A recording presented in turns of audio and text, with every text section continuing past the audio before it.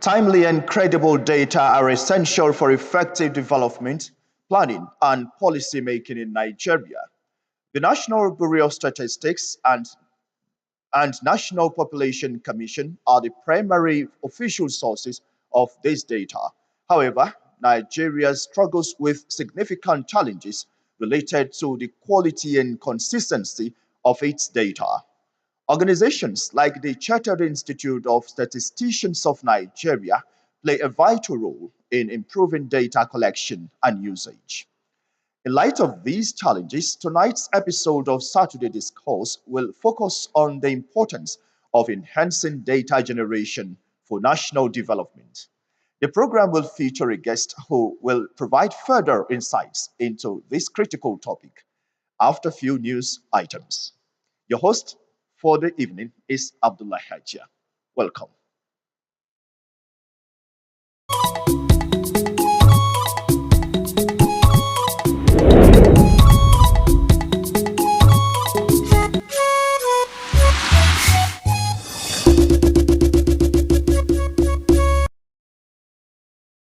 Thank you for staying tuned. Now, let's begin with the stories.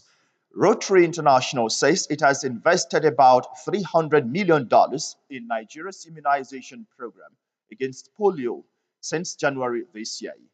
District Governor Rotary 9126 Akure Funke Akpo Ken Batife made the disclosure while leading Rotary Club of Abuja campaign on the administration of oral polio vaccines to children under ages 5 and below at the Duse Primary Health Care Center to marking the 2025 World Polio Day. Onotu Yakubu reports on a day of drops, trust, and commitment. An enduring message and one Rotary International has upheld for 40 years.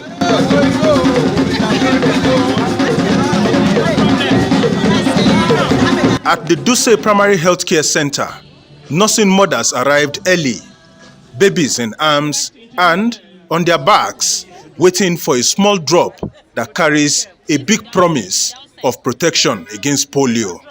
Rotarians all over Nigeria especially have gone around, making sure that the health workers are mobilized, and you see them going around houses. Why? Just because we want to keep Nigeria off polio. Since Nigeria's certification as polio-free, teams have continued to work to keep the virus away. The Rotary Club of Abuja joins that effort, ensuring that no child is left out. As Rotary Club, we have promised all the children of the world that we will reach them, that we are going to stop polio across the world.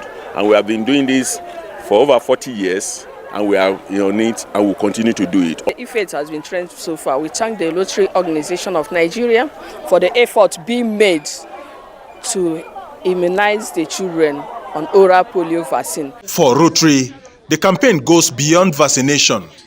Volunteers engage mothers, spreading awareness that immunization is a shared responsibility. Rotary's $300 million support to Nigeria this year adds to years of commitment towards a world free of polio. Before I give birth, I've always seen some children collecting it, which I don't understand the reason why they've collected. But today, I've understand and have experience of it.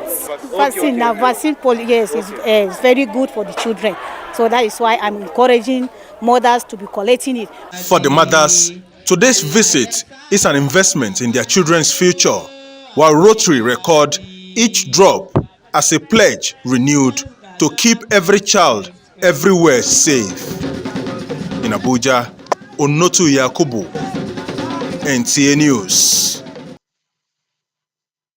The Buari Old Girls Association, BOGA, of the Federal Government College Buari, has charged students to remain dedicated to excellence as a means of unlocking their full potential and achieving success in life.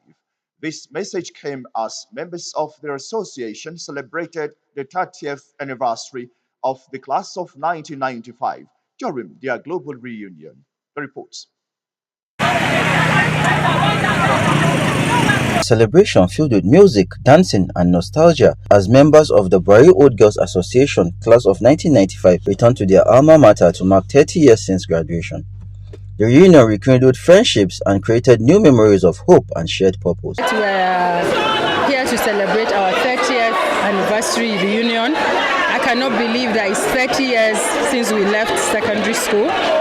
This particular school here shaped us to what we are today. Decided to come during our 30th to give back to the school because this is what brought us together. It's our foundation. We all came at 9, 10, 11 years. That's why we're even able to come together to do this. Without that WhatsApp, we wouldn't have been able to do this. It's 30 years. Some of us are just seeing each other for the first time after 30 years. Beyond the celebration, the alumni emphasized the need for academic excellence, urging students to remain diligent and to uphold the values of the Federal Government College Buhari wherever they go. For the students, we have admonished them that they should focus squarely on their studies and do all they can to make sure that they do get the best out of this environment. Girls, like they have told you today, that you should find a mentor. Find somebody that will be your mentor, and Boga is already your mentor. So I want you to please be kind to one another, be good to one another, and when you finally leave this school, don't forget your alma mater. Always think of coming back to give back to your alma mater. It's a good day. The kids are doing great. This is just to add a little spark to what they already have. We wish them well. God bless. As part of their homecoming, the Buhari Old Girls Association, class of 1995, donated 40 chairs and 20 tables to the school's dining hall and presented awards to outstanding students. Shamsuddin Usman, NTA News. Now let's shift attention to our focus of the day.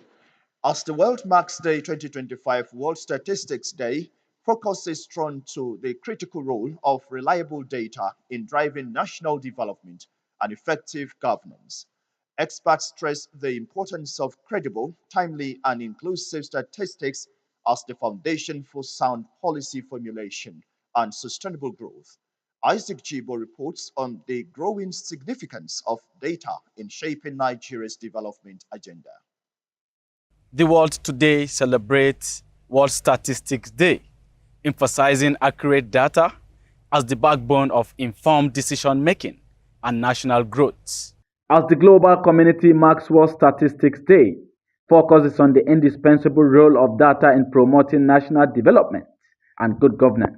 Experts say credible and reliable statistics remain the foundation for effective planning, transparency, and evidence-based policy formulation. For countries that depend on population census, there should be an actual data collections so as to be very precise with the number of populace that you are planning for. If you don't know the number, like I said initially, you can't plan for people that you don't know their numbers. In Nigeria, stakeholders are advocating increased investment in the national statistical system to enhance data collection, processing, and dissemination. They maintain that timely and accurate data are vital for monitoring progress across the key sectors such as health, education, agriculture, and economy. They should be sensitized on this.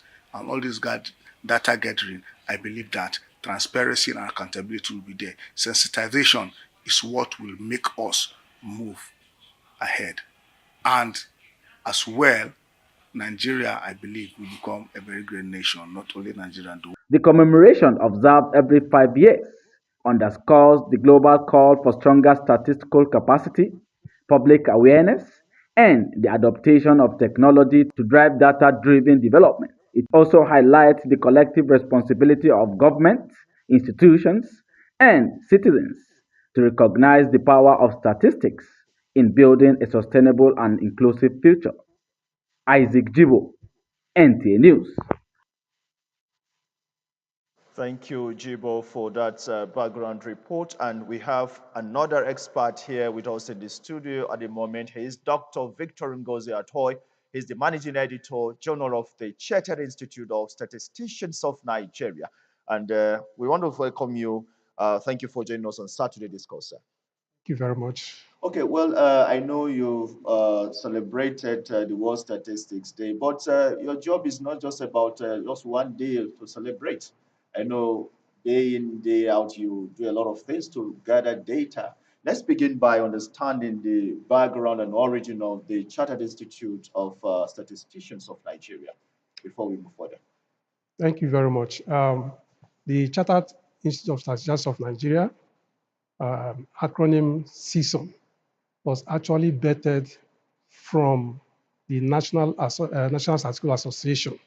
The National Statistical Association was established in 1976. And over time, we've had series of engagements with stakeholders, try to transform statistical practices in Nigeria. And we have come to limelight, and we discovered that we need to transform evidence-based policy making in Nigeria.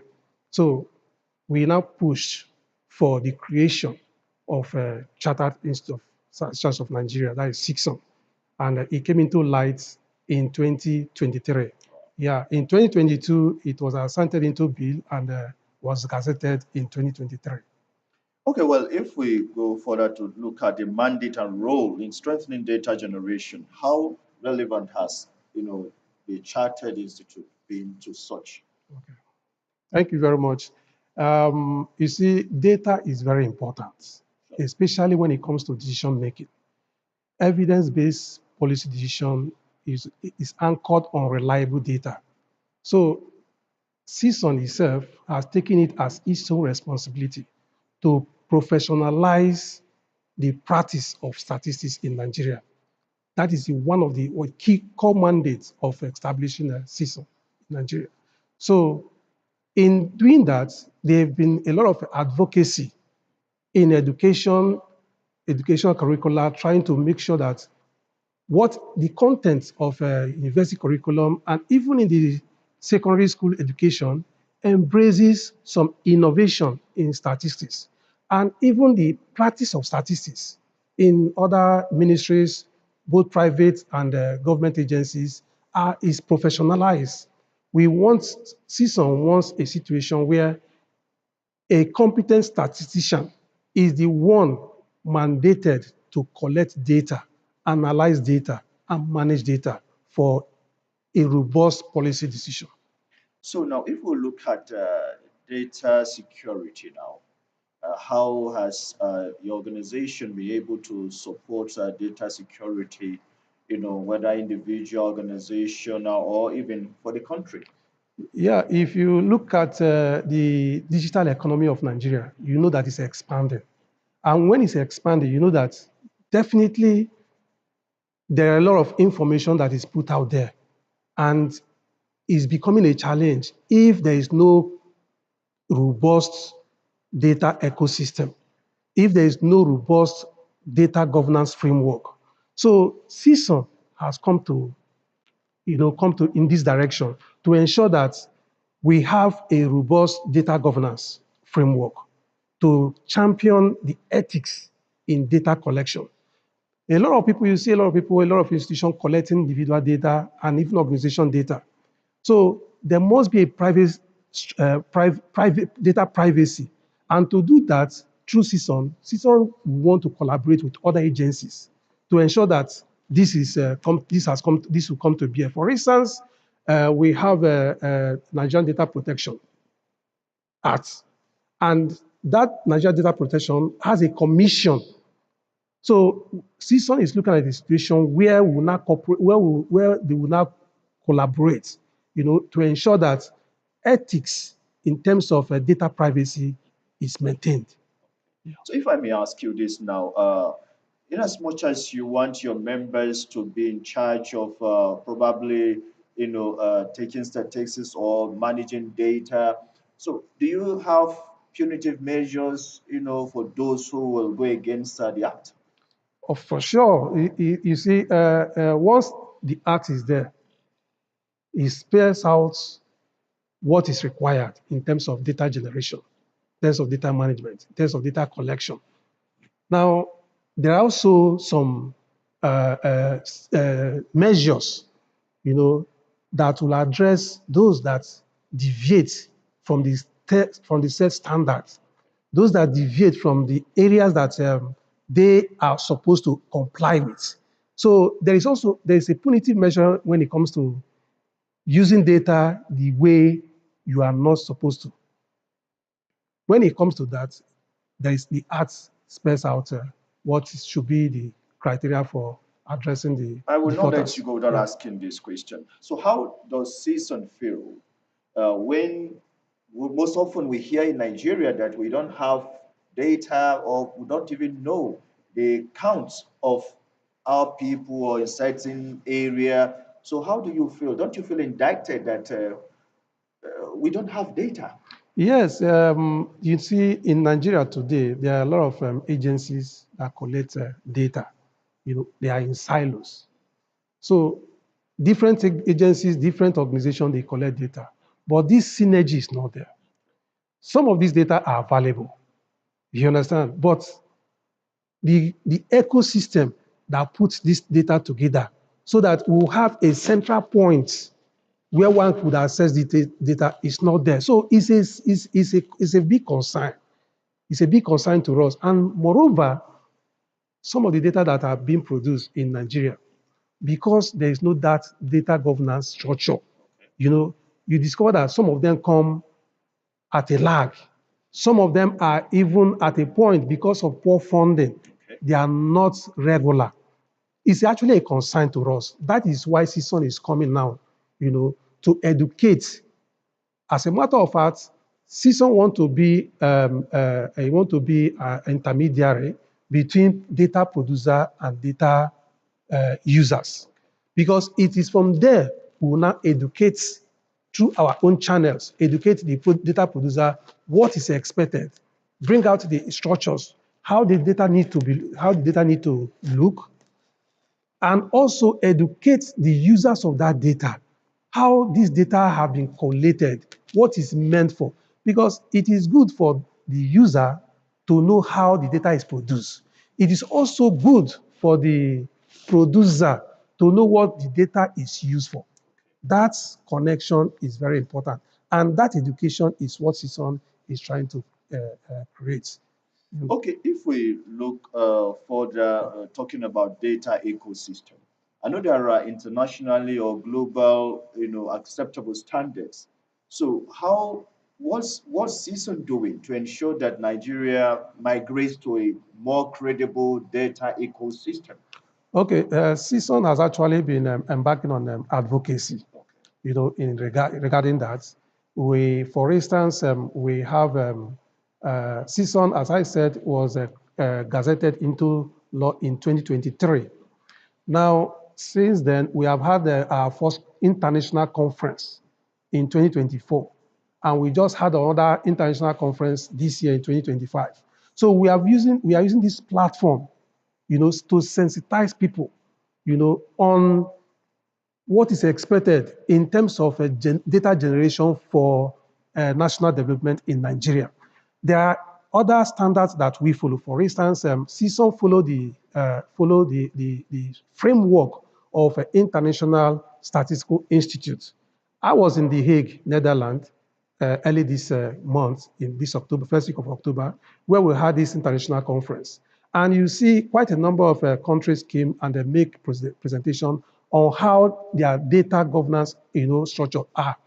So, but Nigeria is still a very big challenge. We are not yet there, but there is a push for that, and that is where CISON is also coming. The international, those countries, for instance, America, even in the UK, they have actually gone ahead. You understand? So, but we are following, and we are making sure that, we have a very robust data ecosystem for Nigeria in terms of our advocacy. We are not stopping at just the data producer and the data supplier. Even we are reaching out to the government, even there's some of the regulators. And in doing that, I believe we'll go far in achieving our goal. Don't you think we are slow? We are slow in the sense that the mandate has just been given to us now. Yes. It just started 2023. And progressively, some of these things happen, for sometimes 5 years, you're able to achieve it, depending on how the level of support you get. So, give and take, I believe we should be able to get there Okay, in the next doctor, few before we days. let you go, Yeah. talk to the viewer out there on how you think CSUN needs the support of everyone towards ensuring that you get to that desired destination in the nearest future. Okay, thank you very much. So looking ahead, we expect those who are using statistics, whether you are in the government, ministries, the departments and agencies, whether you are in the private sector, get your members involved, because this is the beginning now. We are at the beginning stage. At a point, because there is also a framework being developed for certification of statistics professionals. So once that is done and completed, before you become a member or a chartered statistician, there is a examination you need to take. Examination you need to take to become certified. So this is a time for organizations to onboard their members into CSUN, the Chartered Institute of Statistics of Nigeria, so that they will go along getting the training they require to be able to manage, collect data, process data, and manage data effectively. So without that, it will become the reliability, the credibility, the quality of the data that such organization or institution will churn out will be questionable. So it is time for companies, government agencies to onboard their staff All right, into we CSUN. must thank Thank you you. very sincerely. Dr. Victor Ngozi Atoy, Managing Editor, Journal of the Chartered Institute of Statisticians of Nigeria, for coming on Saturday Discourse to educate all of us on the need of improving data generation for national development. Thank you very Thank you. much. It's my pleasure.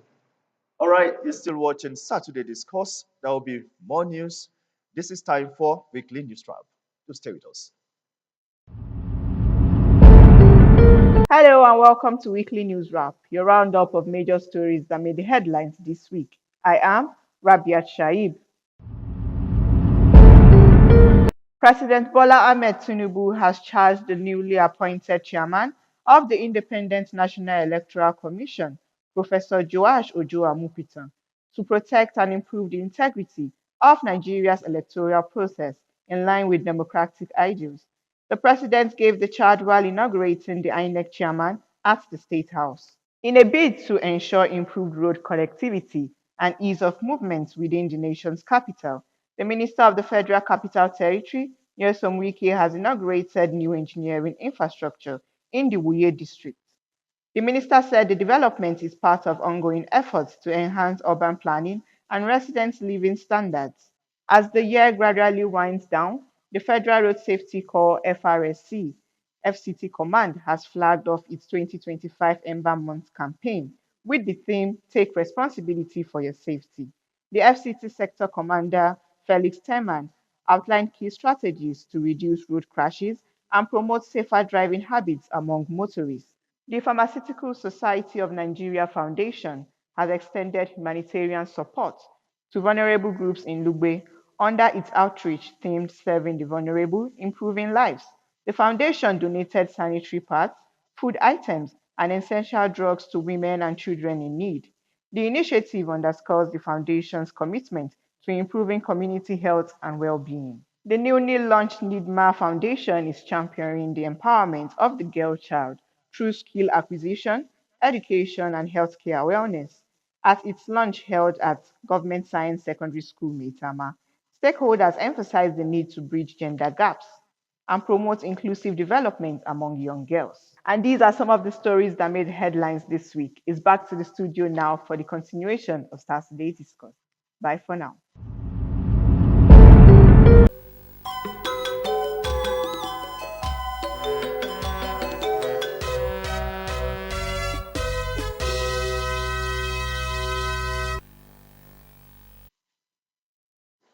Sunderland are second on the EPL table after a late 2-1 win against Chelsea. For more on Sports Brief, let's join our Sports Takes.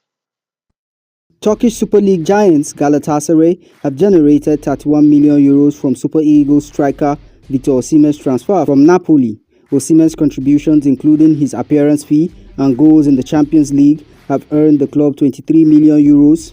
23 million euros. His key role in last season's championship also brought in 18.8 million in fees for Galatasaray's entry into the Champions League. Additionally, the club earned 4.2 million from victories over Liverpool and Bodo Glimt thanks to Osimhen's goals. Meanwhile, the second phase of the National Volleyball Division 1 and Division 2 leagues kicked off in Umuahia, Abia State, with 34 teams from 22 states participating. Kwara Ajese Ito volleyball team recorded a straight set victory over Adamawa in the Division 1 category, winning 25-18, 28-27 and 25-15. The championship features both male and female teams and is sponsored by Abia State Government. The top two teams from Division 2 will earn promotion to Division 1, while the bottom two in Division 1 will be relegated. The best teams from Division 1 will qualify for the prestigious Nigerian Volleyball Premier League. Finally, the Federal Capital Territory emerged as the biggest winner at the Maiden National School Volleyball Championship in Abuja, clinching double gold in the boys and girls categories. FCT secured gold medals in both divisions, while Kaduna State and Bayelsa States settled for silver and bronze, respectively. The championship, which features players under age 15 from multiple states, was organized to strengthen grassroots sports development. Chairman of the National Sports Commission, Shehu Dikko, expressed delight at the success of the maiden edition, emphasizing that school competitions form the foundation for Nigeria's future sporting excellence. Sports Brief, Wayne Lugo, NTA News. Also, Manchester United 4-2 win against Brighton and Hove Albion has seen them move to fourth place on the EPL table. Earlier, Newcastle defeated Fulham 2-1. On that note, we want to thank you for joining us on Saturday Discourse. Let's do it again, same time, same station next week, where we come with another topic and focus on Saturday Discourse. I am Abdullah Hajia. Good evening.